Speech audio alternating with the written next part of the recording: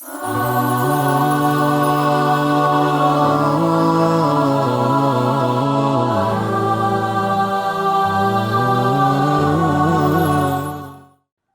सलाम अलैकुम। प्रोग्राम इंतखाब में आपका मेज़बान अथर काज़मी आपका खैर मकदम करता है।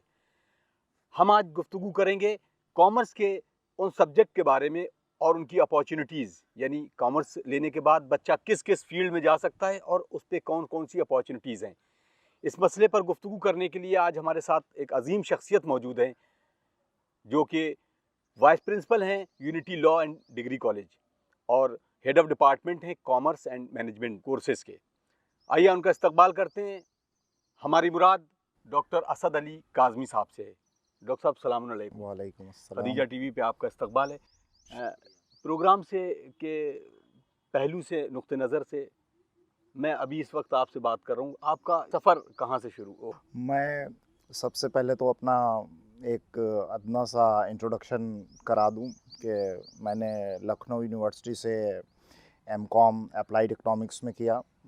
उसके बाद फिर मैंने पीएचडी फॉरेन ट्रेड पर किया और फिर कंप्यूटर से रिलेटेड एक कोर्स किया। उसके बाद मैंने अपनी सर्विस का आगाज़ शिया पीजी कॉलेज से एज ए असिस्टेंट प्रोफेसर किया। उसके बाद मैं 20 साल जौनपुर में शिया डिग्री कॉलेज में एज ए प्रिंसिपल काम किया और वहाँ के यूनिवर्सिटी के डिफरेंट कमिटीज़ का मैं कोऑर्डिनेटर रहा और करीब 20 साल मैंने कैरियर काउंसलिंग से भी रिलेटेड काम किया।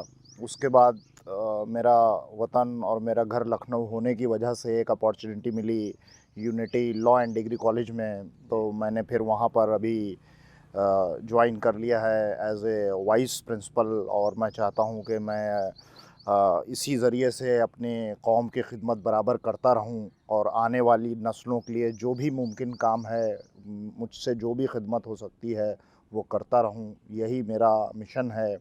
और मेरे वालिद साहब रिटायर्ड विजिलेंस डायरेक्टर रहे हैं और उन्हीं से मुझे ये इंस्पिरेशन मिला है कि मैं बराबर कौम की खिदमत करता रहूं और उन्हीं ने भी अपनी ज़िंदगी पूरी कौम की खिदमत में ही लगा दी, जबकि वो एक हाईएस्ट पोस्ट से रिटायर हुए और विजिलेंस जैसी हसास जगह पर उन्हीं ने काम किया। उसके बाद भी उन्हीं ने लगातार कौम की खिदमत करते रहे और उन्हीं ने मजहबी एतबार से और असल दीन को समझाने के लिए अपनी लाइफ में 5 किताबें लिखी, जो मेरे लिए ज़ाहिर बात है कि इंस्पिरेशन रही। और जब भी हमें अपनी लाइफ में कोई प्रॉब्लम आई तो मैंने उनसे बराबर राब्ता कायम रखा, चाहे वो हिंदुस्तान के किसी भी कोने में हो या कंट्री के बाहर हों, और वो मेरे एक आइडियल और मेरे प्रॉपर गाइड रहे। वही मेरी कामयाबी का सबब है और मैं चाहूँगा कि जो भी मेरा एक्सपीरियंस है वो मैं अपने कौम के और बच्चों के साथ भी शेयर कर सकूं, ताकि इस मुश्किल दौर में वो किस तरह से अपनी ज़िंदगी में आसानी के ज़रिए से कामयाबी हासिल कर सकते हैं। डॉक्टर साहब, अब मैं सवाल इस पे यहाँ से शुरू करता हूँ, जो हमारा मोटिव भी है और हमारे प्रोग्राम की खुसूसियत भी है। शुरुआती ज़िंदगी में जैसे आपने बताया कि आपके वालिद विजिलेंस डिपार्टमेंट में थे, तो अल्हम्दुलिल्लाह तो दुश्वारियों का तो वो सबब नहीं होता, लेकिन फिर भी एक आम बच्चे के लिए जो दुश्वारियाँ आती हैं वो बच्चा कैसे उन दुश्वारियों का सामना करे और आगे अपने कैरियर को संवारने में वो उसके लिए मददगार साबित हो। आजकल सबसे ज़्यादा इम्पोर्टेंट जो हमारे यूथ्स में एक हम कमी देख रहे हैं, क्योंकि पहले जब हम कमी देखेंगे तो उसी को दूर करने के लिए सजेशन देंगे। सबसे इम्पॉर्टेंट चीज़ होती है किसी भी फील्ड में सक्सेस को गेट करने के लिए हमें टाइम मैनेजमेंट सबसे इम्पॉर्टेंट है। अगर हम टाइम मैनेजमेंट पे कंसंट्रेट नहीं करेंगे, क्योंकि जाहिर बात है जो भी बच्चा हाई स्कूल कर रहा है या इंटरमीडिएट में पढ़ रहा है उसे इस थ्योरी के बारे में नहीं मालूम है कि how to manage the time. आज हमारी यंग जनरेशन जो है वो कंप्यूटर, स्मार्टफोन और लैपटॉप पे अपना इतना टाइम वेस्ट कर रही है कि उतना ही टाइम अगर प्रॉपर यूटिलाइजेशन अगर वो अपनी ज़िंदगी को सजाने और संवारने में कर देगा तो वो उसके लिए ज़्यादा बेनिफिशियल है। Smartphone part of the life है, computer part of the life है, laptop part of the life है, लेकिन use of that particular gadget is the key of success. अगर हम उसके साथ अपना टाइम मिसयूज़ कर रहे हैं, खाली फ्रेंड्स के साथ जो हैं वो लगे हुए हैं और अपनी डे टू डे की एक्टिविटीज़ शेयर कर रहे हैं, तो खाली उन्हीं एक्टिविटीज़ में हम उलझे रहेंगे और अपनी ज़िंदगी को सजाने और सँवारने का काम और जो एक्चुअल सक्सेस इन लाइफ है वो नहीं गेट कर पाएंगे, क्योंकि वो हमें अपनी प्रॉब्लम बताएगा, हम उसे अपनी प्रॉब्लम बताएंगे और हम प्रॉब्लम में ही उलझे रहेंगे, जबकि लाइफ को सक्सेस का जो हमारा एक मेन मोटिव है वो सॉल्यूशन ऑफ द प्रॉब्लम है, वेरी गुड। टू अब डॉक्टर साहब एनालाइज। मेरा बहुत अब यहाँ पे एक सवाल ये कि वो 12th के बाद जैसा आपने एक सब्जेक्ट चूज़ किया, कॉमर्स की साइड जाना है, जी, तो ये ज़हन में कैसे आया? या वालिदैन की तरफ से प्रेशर था, या खुद एनालाइज़ किया अपने आप को, या टीचर की तरफ से, या कुछ दोस्तों की तरफ से? सबसे ज़्यादा ज़रूरी चीज़ ये है कि सबसे पहले अपना एनालिसिस किया जाए जी, और उसमें ये देखा जाए कि हम किस सब्जेक्ट को कंफर्टेबली पढ़ सकते हैं, क्योंकि अगर एजुकेशन को एंजॉय करके पढ़ा जाए तो उसमें जो मज़ा है वो ज़बरदस्ती में नहीं है। वेरी और यही मेरा मैसेज सारे पेरेंट्स, गार्जियंस और वालिदैन को है कि वो अपने बच्चों को प्रेशराइज़ ना करें, बल्कि ये देखें कि उनका किस फील्ड में इंटरेस्ट है और उसी फील्ड में स्पेशलाइजेशन के तहत उनका एजुकेशन लेवल ले जाएं। ज़रूरी नहीं है कि बहुत हाई फाई साइंस पढ़ने पर हमको जो है वो कंसंट्रेट कराया जाए या कहा जाए कि नहीं तुम कॉमर्स ही पढ़ना है, बल्कि 9th और 10th से ये एनालाइज कर लिया जाए कि हमारे बच्चे का मेंटल स्टेटस क्या है और वो किस फील्ड में खुद से इंटरेस्ट रखता है। जब वो अपने इन्वॉल्वमेंट से अपनी एजुकेशन को गेट करेगा तो उसे श्योर सक्सेस मिलेगी। और गार्जियंस अगर उसको प्रेशराइज करेंगे तो वो प्रेशर के तहत तो पढ़ेगा लेकिन एक्चुअल सक्सेस से दूर होता चला वेरी जाएगा। गुड। नाज़रीन, डॉक्टर असद अली काज़मी के बारे में बताऊं, अभी जैसे इंट्रो में बताया कि 20 साल का टीचिंग एक्सपीरियंस है, और ख़ास तौर से उन्होंने बताया कि वो कैरियर काउंसलिंग को लेके बच्चों के बीच में 20 साल से लगातार काम कर रहे हैं। तो डॉक्टर काज़मी, ख़ास तौर से कैरियर काउंसलिंग, क्योंकि मेरा मोटिव भी यही है, जी, सब्जेक्ट वाइज चुनने में किस तरीके की कोई ऐसी थ्योरी है कि बच्चे के पेरेंट्स या बच्चा किसी सब्जेक्ट में जा रहा है तो उसको कैसे सेल्फ एनालिसिस करना है? बेसिकली देखिए आजकल का कॉम्पिटिटिव ज़माना है और हमें ये समझना है कि how we can crack the competitions. जी, तो base of any competition is simple English, simple mathematics and general awareness. This is one of the basic things we will know कि हमें जो है वो मैथमेटिक्स, कोई मैथमेटिक्स बहुत ज़्यादा डरावनी सी चीज़ नहीं है, बल्कि सिंपल मैथमेटिक्स का मैंने वर्ड यूज़ किया है। आम जिंदगी में बिना कैलकुलेशन के कुछ नहीं हो सकता, जी, आम जिंदगी में बिना सिंपल इंग्लिश के कुछ नहीं हो सकता। और जर्नल अवेयरनेस का एक शॉर्टकट फार्मूला यह है कि हम लोग आजकल मीडिया से और न्यूज़ से, न्यूज़पेपर से बराबर जुड़े रहते हैं लेकिन उसको प्रॉपरली कलेक्ट नहीं कर पाते हैं। तो हम एक एडवाइस अपने बच्चों को ये करना चाहेंगे कि जो भी वो न्यूज़ देखें या करंट इवेंट्स देखें उसका एक प्रॉपर रजिस्टर मेंटेन कर लें और उस रजिस्टर को मेंटेन करने के साथ साथ कुछ इवेंट्स जो मेन हैं, जी, जैसे स्पोर्ट्स हमारा मेन इवेंट हो गया, इस पे हर कंपटीशन में क्वेश्चन आते हैं। उसके बाद जर्नल पॉलिसीज़ हो गई, चाहे वो इंटरनल फाइनेंशियल, पॉलिसीज़ हों या एक्सटर्नल पॉलिसीज़ हों, फाइनेंशियल पॉलिसीज़ हो, हमारे जो भी डिफाइंड पोस्ट हैं अकॉर्डिंग टू द कॉन्स्टिट्यूशन उससे रिलेटेड जो भी डिसीजंस लिए जाते हैं, तो उसमें एक आप रजिस्टर अपने पास बना लें और उन इवेंट्स को पर्टिकुलर पेजेस में बांट कर, और जो भी क्लिप आपको ये समझ में आती है कि ये हमारे लिए बहुत इंपॉर्टेंट है, उसको कट पेस्ट करके और उस रजिस्टर के ऊपर ले आएं।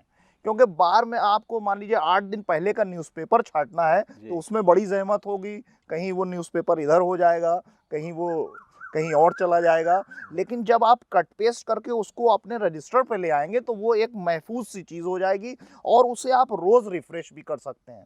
जैसे रैंडमली किसी से पूछ लिया जाए कि भाई फाइनेंस मिनिस्टर कौन है, जी, या किसी मिनिस्टर का ये विभाग है और उसमें वो क्या काम करता है, जी, जी, लोकसभा का स्पीकर कौन है, राज्यसभा का स्पीकर कौन है। तो ये रैंडमली ऐसे क्वेश्चंस हैं कि जो आपसे पूछे जाएं तो वो कोई भी नहीं बता पाएगा, लेकिन जब हमारे पास वो रजिस्टर में महफूज रहेंगे और हम उसके पन्ने रोज पलटते रहेंगे तो वो नॉलेज रिफ्रेश रहेगी। मतलब जनरल नॉलेज जो है वो जहन में हमेशा रहना चाहिए, क्योंकि जितने भी क्वेश्चंस हैं, कोई भी कंपटीशन हम लोग देने जा रहे हैं, base of all the competition is simple mathematics, journal English and general awareness and current studies. यही सक्सेस है। Very good doctor Kazmi. अब मैं प्रॉपर सब्जेक्ट के ऊपर अगर बात करूं, कॉमर्स सब्जेक्ट आज के इस पस मंज़र में कितना अपॉर्चुनिटी देता है और कौन कौन सी जॉब और कौन कौन से कोर्सेज को यहाँ से शुरुआत करता है कि स्टूडेंट के लिए? इसमें बेसिकली आपको ये बताएं कि हर आदमी अपने सब्जेक्ट को इम्पोर्टेंस देते हुए पेश करता है, लेकिन मैं आपको इस सवाल का जवाब इस तरह दूं कि everything is based on the commercial activities. जी। विदाउट कमर्शियल एक्टिविटीज़ हम किसी भी चीज़ को सोच ही नहीं सकते। तो जहाँ से हमारी सोच स्टार्ट होती है वहीं से कॉमर्स स्टार्ट हो जाती है। बिल्कुल। और कॉमर्स में सिंपली या नॉर्मली आदमी ये समझता है कि कॉमर्स एक महदूद सी फील्ड है, जबकि हम कोई भी प्रोजेक्ट लें, चाहे वो साइंस का प्रोजेक्ट हो या कंस्ट्रक्शन का प्रोजेक्ट हो या इंफ्रास्ट्रक्चर का प्रोजेक्ट हो, बिना फाइनेंशियल बेस के कोई भी प्रोजेक्ट कंप्लीट किया ही नहीं जा सकता। प्लानिंग हम कर सकते हैं, लेकिन इम्प्लीमेंटेशन के लिए कॉमर्स की ज़रूरत होगी। कॉमर्स बेसिकली 3 फील्ड्स में आजकल बढ़ गया है। मेन सब्जेक्ट तो कॉमर्स कहेंगे उसको, एक ब्रांच इसकी अप्लाइड ब्रांच कहलाती है, एक ब्रांच इसकी प्योर कॉमर्स ब्रांच कहलाती है, और तीसरी ब्रांच इसकी मैनेजमेंट ब्रांच कहलाती है। कॉमर्शियल एक्टिविटीज़ में बेसिकली जो हमारी प्योर कॉमर्स ब्रांच है उसमें अकाउंटिंग से रिलेटेड जितने भी कोर्सेज हैं वो कवर अप होते हैं, जिसमें हमारा जो है वो ICWA है, CA है, कंपनी सेक्रेटरी है, ये बेसिकली है। इसके बाद इसमें डिफरेंट फील्ड्स निकल आती हैंगी। इन 3 सब्जेक्ट्स को जब हम और आगे बढ़ाते हैं तो वो 21 टॉपिक्स में डिवाइड हो जाता है, जिसमें हमारा ऑडिट आ रहा है, जिसमें हमारी प्लानिंग आ रही है, जिसमें हमारा कोऑर्डिनेशन आ रहा है, जिसमें हमारा इम्प्लीमेंटेशन ऑफ द वर्क आ रहा है, जिसमें फाइनेंशियल एस्पेक्ट्स आ रहे हैं। नहीं डॉक्टर साहब, मेरा एक इस पे मेरे जहन में एक सवाल आया कि यहाँ से बच्चा अगर जहन में उसके ये है कि उसके कौन से ऐसे सब्जेक्ट पावरफुल हों कि वो कॉमर्स की तरफ जाए, अगर उसके जहन में है कि हमें कॉमर्स की तरफ जाना है। बेसिकली जो है वो कॉमर्स कोई भी स्टूडेंट ले सकता है, क्योंकि अब CBSE और ICSE का पैटर्न ये है कि उसे 9th और 10th तक सारे ही सब्जेक्ट पढ़ना है। जी। मेन डिवाइड हो रहा है वो जाके इंटरमीडिएट से। तो इंटरमीडिएट में अपनी वो फील्ड ऑफ इंटरेस्ट को देखे, क्योंकि 2 चीज़ें ऐसी हैं जो सारे ही सब्जेक्ट को कवर अप कर रही हैं। एक जो है वो आपका कंप्यूटर साइंस है और एक मैथमेटिक्स है। बेसिकली ये है कि आपको आजकल इन दोनों सब्जेक्ट पे ज़रूर कंसंट्रेट करना है, क्योंकि आने वाला टाइम जो है वो ई-कॉमर्स का टाइम है, आने वाला टाइम ई-लर्निंग का टाइम है, आने वाला टाइम ऑनलाइन टाइम है। क्योंकि जो भी टेस्ट आपके कंडक्ट किए जाएंगे, चाहे वो एंट्रेंस टेस्ट हो या बड़े कॉम्पिटिशन्स हों, वो सारे ही कॉम्पिटिशन्स ऑनलाइन होंगे। तो हमारी रिक्वेस्ट एक अपने बच्चों से और ख़ास तौर से पेरेंट्स से भी है कि यूज़ ऑफ द गैजेट सिखाएं, मिसयूज़ से बचाएं। Very good. कंप्यूटर ज़रूर दे दें, लेकिन कंप्यूटर पे वो खुद ये देखें बैठे कि बच्चा कर क्या रहा है। और बेटर ये है कि जो अकाउंटिंग के पैकेजेस हैं या मैथमेटिक्स के पैकेजेस हैं उसकी तरफ ज़्यादा कंसंट्रेट करें। इसके बाद फिर हम लोगों को अपना कम्युनिकेशन स्किल, बेसिक प्रॉब्लम हमारी कम्युनिकेशन स्किल पर डिपेंड करती है। ये कम्युनिकेशन स्किल कितना इम्पोर्टेंट है, मतलब हर एक सब्जेक्ट में है, लेकिन कॉमर्स में कितना इम्पोर्टेंट? कॉमर्स में इसलिए इम्पोर्टेंट है क्योंकि अगर आप मैनेजमेंट फील्ड से जुड़े हुए हैं, कोई भी बिजनेस आप बिना कन्विंस किए नहीं कर सकते जी। और कम्युनिकेशन नहीं है तो आप कन्विंस नहीं कर सकते। कॉमर्शियल एक्टिविटीज़ में कोई ज़रूरी नहीं है कि आप जो हैं वो कहीं सर्विस के लिए ही अप्लाई करें। बेसिकली ये है कि आप कॉमर्स के जर्नल फंडास को क्लियर करके आप अपना खुद का काम करने की कोशिश करें, क्योंकि आने वाला वक्त इतनी जॉब अपॉर्चुनिटीज़ गवर्नमेंट सेक्टर में है नहीं और उसमें दुश्वारियां भी बहुत ज़्यादा हैं।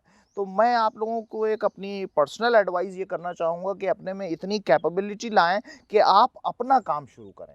अपना काम शुरू करेंगे तो आप एम्प्लॉय नहीं एम्प्लॉयर कहलाएँगे। और हमें अपनी कौम के लिए यही मतलब जॉब मैसेज, मांगने वाले मत बनिए, हाँ, जॉब देने जॉब वाले देने बनिए। वाले बनिए। Very good. और ये चीज़ ऐसी होगी कि आप खुद कहीं जॉब नहीं करेंगे बल्कि 20 लोगों को अपने अंडर में रख के जॉब कराएँगे।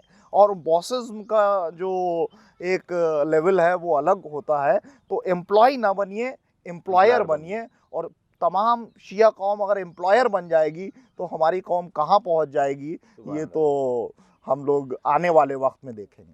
डॉक्टर साहब, कॉमर्स से रिलेटेड एक सवाल ये जहन में आ रहा है कि अगर हम कॉमर्स के साइड में जाते हैं तो पर्टिकुलर जहन में एक सवाल आता है जो हर सब्जेक्ट में होता है कि एक अपर क्लास होती है कि मसलन एमबीबीएस करना है जी। या फिर उसके बाद बीडीएस करना है। साइंस से मैथ से है तो वो अपर क्लास में इंजीनियर, अगर मैथ से है तो इंजीनियरिंग करना है, आईआईटी और एनआईटी को कवर करना है। कॉमर्स के साथ भी है, सीए है, सीएस है, एमएफसी है। लेकिन एक ऑन एन एवरेज एक बच्चा है जो सीए या सीएस नहीं बन सकता है, तो उसके लिए कोई ऐसे डिप्लोमा या सर्टिफिकेट कोर्सेज हैं कि जहां वो अप्लाई करके उन कोर्सेज को करके एक टेक्नीशियन का रोल अदा कर सकता है कॉमर्स साइड से? बेसिकली तो अगर एवरेज स्टूडेंट है तो मैं उसके लिए यही एडवाइस करूँगा कि वो बीकॉम विथ कंप्यूटर कोर्स कर ले, तो वो उसके लिए ज़्यादा बेनिफिट होगा। अगर मैनेजमेंट फील्ड में जाना है तो बीबीए को ऑप्ट कर ले और बीबीए के साथ जो है वो कोई कंप्यूटर कोर्स कर ले तो उसके लिए बेनिफिट होगा। बीबीए के बाद और बीकॉम के बाद दोनों स्ट्रीम्स में एमबीए भी कर सकता है।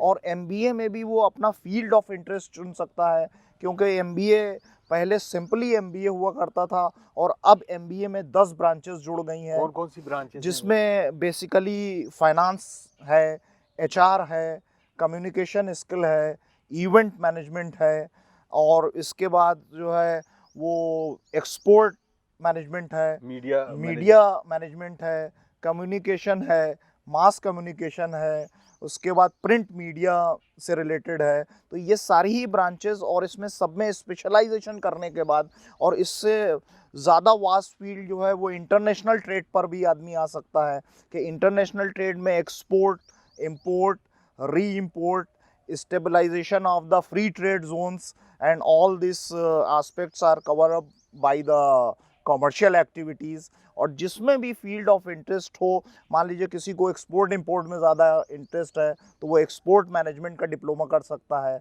इंटरनेशनल मैनेजमेंट का डिप्लोमा कर सकता है, फाइनेंस का डिप्लोमा कर सकता है, post graduate diploma in computer application कर सकता है। ये सारी ही चीज़ें इंटरलिंक्ड हैं। बस मेन हम लोगों को अपने टाइम को वेस्ट नहीं करना है और बहुत ज़्यादा इधर उधर भागना नहीं है, फोकस करना है एक चीज़ पर। अगर हम फोकस करेंगे तो हम ये देखेंगे कि हम अपनी सक्सेस को जल्दी गेट कर लेंगे। आजकल जल्दी सक्सेस गेट करने के चक्कर में आदमी 4 डायरेक्शन में भागने लगता है और उसमें ये होता है कि किसी भी डायरेक्शन में उसको सक्सेस नहीं मिलती है। तो focus on your direction, set your goal and then you can implement your plan with time management. Very good. Doctor Kazmi, अगर मैं इस ज़ाविये से भी अगर सोचूं कि एमबीए की शुरुआत, जैसे आपने कहा कि इसके साथ साथ वो अलग अलग फील्ड में जा सकता है, क्या फ़र्क है एमबीए में और पीजीडीएम में? ये बता रहे हैं हमारे स्टूडेंट को, क्योंकि अक्सर करके ये होता है कि एमबीए करने के बाद तो वो पीएचडी भी कर सकता है, लेकिन पीजीडीएम के बाद वो पीएचडी नहीं कर सकता। और एकेडमिक में भी उसका क्या रोल है, ये इसके बारे में तफसील से बेसिकली देखिए, post graduate diploma in business administration या बिजनेस मैनेजमेंट या एमबीए, ये सारे ही बेसिकली कोर्सेज जो हैं वो इंटरलिंक्ड हैं। खाली इसमें आपके अप्रोच का डिफरेंट होता है, क्योंकि ये जो बेसिक पेपर्स हैं वो सब में बराबर ही पढ़ाए जाते हैं। लेकिन डिप्लोमा के साथ एडवांटेज ये है कि डिप्लोमा जो है वो आप ऑनलाइन भी कर सकते हैं, किसी सर्विस के साथ भी कर सकते हैं और किसी डिग्री के साथ भी कर सकते हैं। लेकिन एमबीए के साथ ऐसा नहीं है। अगर आप एमबीए कर रहे हैं तो वो फुल टाइम एमबीए होना चाहिए। डिप्लोमा कोर्सेज की एक एडवांटेज सिर्फ ये है कि डिप्लोमा कोर्सेज के साथ आप अदर एक्टिविटीज़ को भी निभा सकते हैं और फुल टाइम कोर्सेज के साथ आप अदर एक्टिविटीज़ नहीं कर सकते हैं। बस यही बेसिक डिफरेंस है। नहीं, मैं एकेडमिक के बारे में पूछा था सर, कि मतलब एकेडमिक में आगे बढ़ने के लिए वो कोई भी एक स्टूडेंट है वो किसी एमएनसीज में नहीं जाता है, वो चाहता है कि हम एक आगे बढ़ के अपनी रिसर्च करने के बाद एक प्रोफेसर बने, पढ़ाएं, टीचिंग की तरफ जाएं। तो पीजीडीएम करने के बाद तो क्या पीएचडी कर सकता है, या एमबीए करने के बाद ही सिर्फ पीएचडी कर सकता नहीं, है? एमबीए करने के बाद ये पॉलिसी मैटर है और ये matter of debate and this is very much complicated matter कि हम लोग जब तक के पोस्ट ग्रेजुएट डिग्री नहीं लेंगे तब तक कि हम आगे रिसर्च फील्ड में नहीं प्रोसीड कर सकते। जी। तो ये बेसिकली हमारी एजुकेशन पॉलिसी से रिलेटेड मैटर है और उसमें हम लोग अपने लेवल से कुछ नहीं कर सकते। एमकॉम कर रहे हैं उसके बाद भी आप पीएचडी कर सकते हैं, या एमबीए किया है फिर आप पीएचडी कर सकते हैं। डिप्लोमा आप चाहे जितना भी हायर लेवल का कर लें, आप रिसर्च स्कॉलर नहीं बन सकते। Very good. डॉक्टर काज़मी, अब यहाँ से स्टूडेंट का जो स्ट्रगल शुरू होता है कि वो कॉमर्स में उसने बीकॉम कर लिया मसलन, जी बीकॉम के बाद कई कोर्सेज हैं, जी एमएफसी के बारे में मैंने सुना है, तो एमएफसी कौन सा कोर्स है, उसके बारे में हमारे स्टूडेंट्स को और उनके पेरेंट्स को पता चले, तो ताकि और वो कौन कौन से इंस्टीट्यूट हैं जो एमएफसी कोर्सेज कराते हैं? Master of Finance finance controlling का मैटर है। इसमें आजकल सबसे आसान चीज़ ये कि अब अगर हम इंस्टीट्यूट्स का नाम लेने लगेंगे तो शायद प्रोग्राम का टाइम भी ख़त्म हो जाएगा, जी। लेकिन ये है कि आप साइट्स को लोकेट करें। जो भी आपकी अच्छी यूनिवर्सिटीज़ हैं, जैसे यहाँ लखनऊ में भी अब कई यूनिवर्सिटीज़ खुल गई हैं, जी। तो उसकी साइट्स पे जाएं और आपको जो अगर एमएफसी में इंटरेस्ट है तो, क्योंकि basically education matter is directly and indirectly related with the financial status of the parents. क्यों आपको ये देखना है कि उतना ही बोझा उठाएं जो उठा सकते हैं, यही हमारी एक एडवाइस है। बहुत ज़्यादा हाई फाई फंडा अपने दिमाग में सेट करने से कुछ नहीं होता। हम अपनी कैपेसिटी देखें। वैसे तो लोनिंग फैसिलिटीज़ आजकल अवेलेबल हैं बैंक में, तो हाई कोर्सेज़ की फ़ीस भी बहुत ज़्यादा होती है, और अगर बहुत बड़ा इंस्टीट्यूट है तो जाहिर बात है कि उसका फ़ीस स्ट्रक्चर भी बहुत ज़्यादा होगा। तो सबसे पहले हम अपना फाइनेंशियल स्टेटस पहले देख लें कि हम कितना कैपेसिटी बियर कर सकते हैं। उसी के बाद अपना आप इंस्टीट्यूट्स को सेलेक्ट करें और कोर्स को सेलेक्ट करें। बस यही है कि जो कोर्स भी आप करें या कहीं से भी आप कोर्स ऑप्ट करें, उसमें बेसिकली बस ये देखें कि टाइम का बहुत ज़्यादा ध्यान रखें और बहुत ज़्यादा लोगों से एडवाइस ना लें, अपने मेंटल स्टेटस से डिसीजन लें, और जो आपके पेरेंट्स कहें उनको भी मानें, और अपने पेरेंट्स को भी ये कन्विंस करने की कोशिश करें कि हम इस फील्ड में कामयाबी हासिल कर सकते हैं। डॉक्टर काज़मी, इंटीग्रेटेड कोर्सेज हैं बहुत सारे जो आजकल ख़ास तौर से आज की नौइयत के एतबार से भी चल रहे हैं। एमबीए करने से पहले अगर जैसे बीटेक किया हुआ है तो उसके लिए एमबीए कोर्स अगर वो करता है तो वो कितना आगे फील्ड में बढ़ाने के लिए उसके लिए फ़ायदेमंद होगा? ये बहुत इम्पोर्टेंट क्वेश्चन है कि साइंस बैकग्राउंड का कोई भी स्टूडेंट अगर एमबीए कर लेता है तो वो श्योर शॉट सक्सेस गेट करने का एक इजी फार्मूला है, क्योंकि आजकल इंडस्ट्रियल ग्रोथ का ज़माना है, इंडस्ट्रियलाइजेशन है। और मैं एक इन्फॉर्मेशन आपके साथ शेयर करूं कि इंटरनेशनल लेवल पर इंडस्ट्रियल स्टेटस में हमारे इंडिया का 10th नंबर है very good. All over the world. तो इंडस्ट्रियल डेवलपमेंट लगातार होता चला जा रहा है, और जितनी भी इंडस्ट्रीज़ हैं वो बेसिकली इंजीनियर्स को प्रेफर करती हैं। लेकिन इंजीनियर्स के साथ अगर आप में मैनेजमेंट स्किल भी है तो आप बहुत अच्छे पैकेज पे वहाँ सेलेक्ट हो सकते हैं। और जितनी भी चीज़ें आपको आज दिखाई दे रही हैं जो इंफ्रास्ट्रक्चर से रिलेटेड हैं, या आपके ओवरऑल डेवलपमेंट से रिलेटेड हैं, या किसी भी फील्ड से रिलेटेड है, सभी बेस कर रही हैं इंजीनियरिंग पे। और उसके साथ मैनेजमेंट स्किल जो है वो श्योर फार्मूला है आपको सक्सेस गेट करने का। तो मैं अपने जो अच्छे स्टूडेंट हैं उनको यही एडवाइस करूंगा कि वो इंजीनियरिंग ज़रूर करें, लेकिन इंजीनियरिंग के साथ साथ अगर वो एमबीए कर लें तो उनके कैरियर में 4 चांद लग जाएंगे। डॉक्टर काज़मी, एक बच्चे के लिए काउंसलर कितना अहम रोल अदा कर सकता है उसके कैरियर को चुनने में? बहुत अच्छा क्वेश्चन आपने किया है। सबसे ज़्यादा ज़रूरी आजकल कैरियर काउंसलिंग का रोल हो गया है, जबकि स्टूडेंट्स में एजुकेशन के साथ साथ एक पैरेलल चीज़ इनसिक्योरिटी की चल रही है। जी। कोई भी स्टूडेंट हो, किसी भी लेवल की वो एजुकेशन ले ले, लेकिन वो अपने को इनसिक्योर फील करता है, और वो इसलिए है कि हम में निगेटिविटी ज़्यादा आती चली जा रही है। हम चाहे जितना भी कोर्स कर लें, लेकिन हमें कॉन्फिडेंस लेवल की एक कमी होती है। तो काउंसलर की जो भी रोल है वो यहीं से स्टार्ट होता है कि अगर आप कैरियर काउंसलर से मिल लें और वो आपको इस तरह फ्रेश कर देगा कि जैसे एक एग्जांपल दिया जाता है कि गिलास आधा खाली है और आधा आधा भरा भरा है। है। तो ज़्यादातर लोग आपको आधा खाली ही गिलास दिखाएंगे, लेकिन काउंसलर आपको आधा भरा गिलास दिखाएगा। ये निगेटिविटी की बात है जी। कि आधा खाली है। हाँ, हाँ। वेरी तो गुड। कोई चीज़ भी खाली नहीं होती है, खाली हो ही नहीं सकती क्योंकि पानी के ऊपर एयर होगी और वो एयर नहीं दिखा सकता, और अगर वो एयर आपने देख ली तो आपकी नेगेटिव एयर निकल जाएगी और पॉजिटिव एनर्जी आप में आ जाएगी। पॉजिटिव एनर्जी आएगी तो आप कोई भी सक्सेस गेट कर सकते हैं। डॉक्टर काज़मी, आखिर में मैं आपसे चाहूँगा कि हमारे नाजरीन और ख़ास तौर से यूथ के लिए एक ऐसा मैसेज और आपकी तरफ से उनको क्या मदद पहुँचाई जा सकती है, वो हमारे नाजरीन के साथ शेयर करें। आपने बहुत ही अच्छा क्वेश्चन करते हुए सब कुछ हमारे ही ऊपर डाल दिया। बहरहाल हमारा एक यही मैसेज है कि सबसे ज़्यादा ज़रूरी चीज़ एजुकेशन है। मैं सभी पेरेंट्स से, चाहे वो किसी भी फाइनेंशियल स्टेटस के या मेंटल स्टेटस के हों, मैं उनसे अपनी तरफ से मुअद्दबाना गुजारिश करूँगा कि अपने बच्चों को एजुकेशन ज़रूर दिलाएं, चाहे वो किसी भी लेवल की एजुकेशन हो, क्योंकि ज़ाहिर बात है कि हमारे अइम्मा ने और हमारे सारे इमामों ने मैक्सिमम कंसंट्रेशन जो किया है वो नॉलेज पर किया है, वो एजुकेशन पर किया है, और नॉलेज लाइट है और ज़िंदगी बिना लाइट के चल नहीं सकती। सुभान अल्लाह। तो ये लाइट हम ज़रूर एक्वायर करें। हम अपने घर में तो रोशनी का इंतज़ाम कर लेते हैं, अपने ज़हन में रोशनी का इंतज़ाम नहीं करते, और हम अगर एजुकेटेड हैं तो अपनी ज़हन की रोशनी की तरफ ज़्यादा ध्यान दें।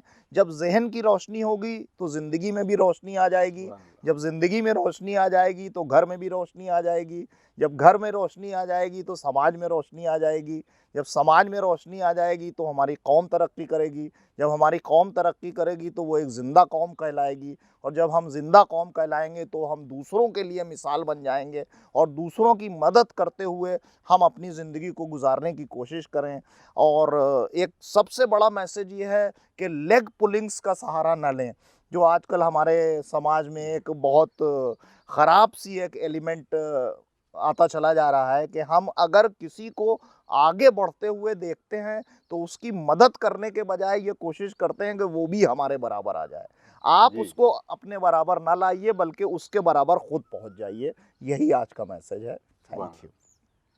नाजरीन, ये था प्रोग्राम इंतखाब। अब वक्त यहीं पे ख़त्म हुआ चाहता है। अपने मेज़बान अतहर काज़मी को इजाज़त दीजिए, इस दुआ के साथ कि हम उन नौजवानों के लिए इसी तरह के उन तमाम अफराद से गुफ्तगू जारी रखेंगे ताकि आपके कैरियर में आने वाली दिक्कतों का जो सामना करते हैं वो ना करना पड़े। अस्सलामु अलैकुम व रहमतुल्लाहि व बरकातुहू।